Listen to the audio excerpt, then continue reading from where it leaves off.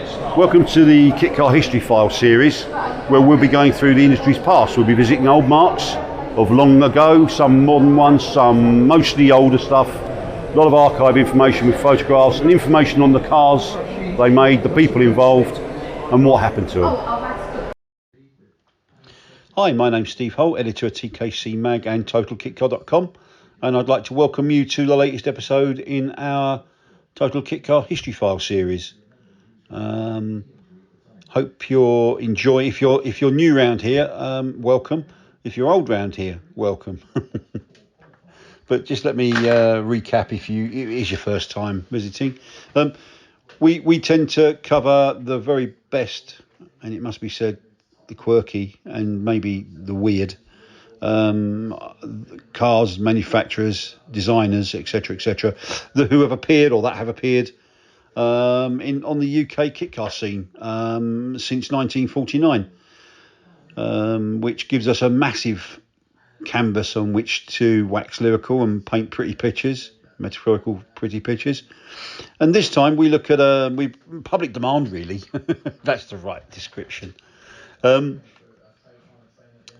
had a few people ask for a little file on beach buggies or some of the beach buggies that were part of the buggy boom in the UK between 1970 and 71. And rather than go straight in with a GP buggy or a Volksrod or one of the other better known ones, we thought we'd look at a lovely little thing called the BAJA GT, originated with a company called Speed Buggies, who spelt buggies YS at the end rather than IES for some odd reason. I guess it was groovy back in the 70s, which is when they appeared, 1970. Two lads. One was called Patrick Sumner, a budding racing driver and a businessman, and the other was an accountant and a budding racing driver called Roger Penfold. Like so many in that purple patch for buggies in the UK, they started out being agents for GP Speed Shop, but rather than just act as agents for them, they also hired them out, had a little hire business, because they were based down in Chichester on a farm just outside on the outskirts of Chichester, next door to Jeff Jago and Richard Park. And also another neighbour for them was Barry Stimpson, the late Barry Stimpson. So in theory, hiring buggies out in a seaside town was a fairly good idea, although as it turned out, it was really doomed to failure. I'm not so certain that they were nose to the grindstone in terms of aptitude for the work they had to do. In any case, they ditched that idea and they became an agent for another well-known buggy, the Manta Ray, acting as agents for a company called Power on Wheels, who manufactured that. But by 1970, they got fed up doing that, and so they came up with their own buggy, which, unsurprisingly, was based on a GP and a hacksaw, using a Beetle floor pan, chopped by 16 inches. And being the lads they were, their first demonstrator had a Corvair 2.3 litre engine, which gave it about 160 horsepower, I believe. And I'm told by someone that knew Sumner and Penfold that Sumner rejoiced in wheeling this buggy every opportunity he had. It certainly could do that on demand, really, given the power it had.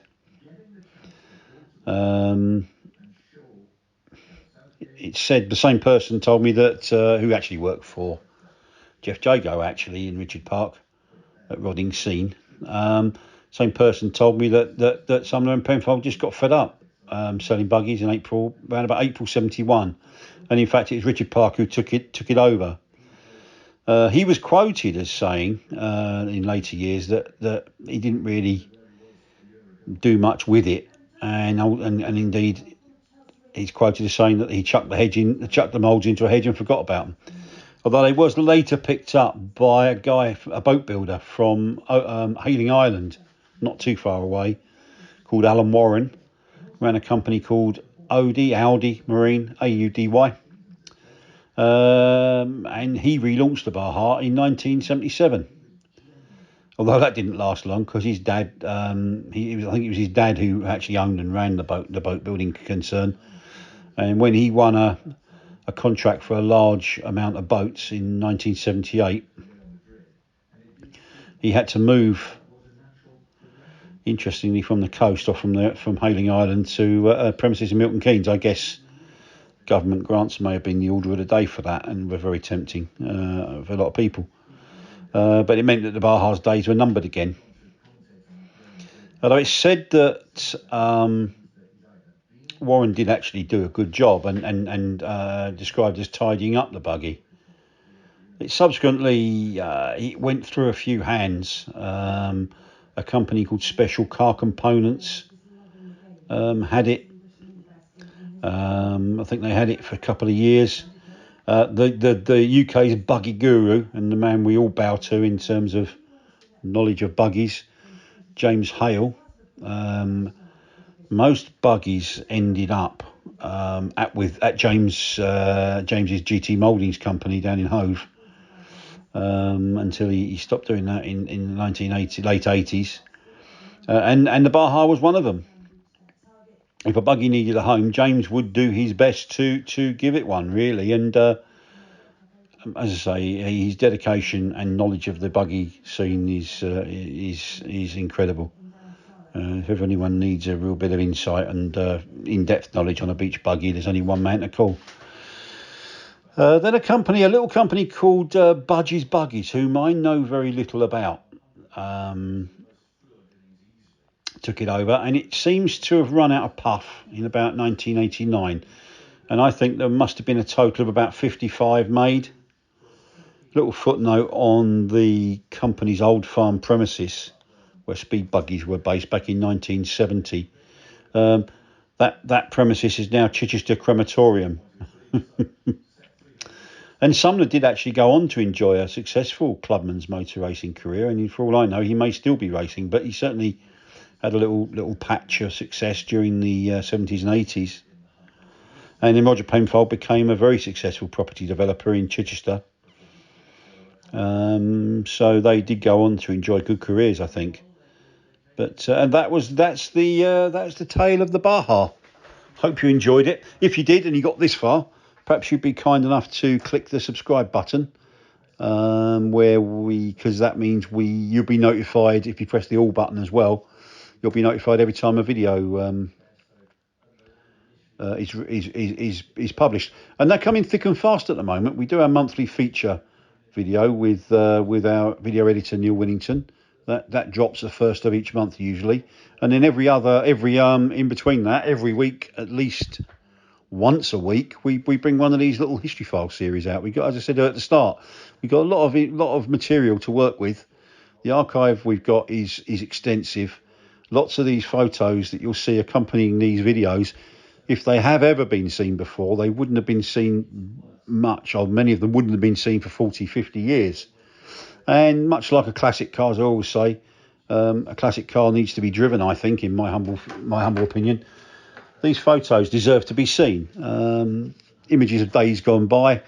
They show the industry, the kit car industry as it used to be, and how we ended up being where we are today, I think. So yeah, we rejoice in airing these, and we hope you enjoy them too.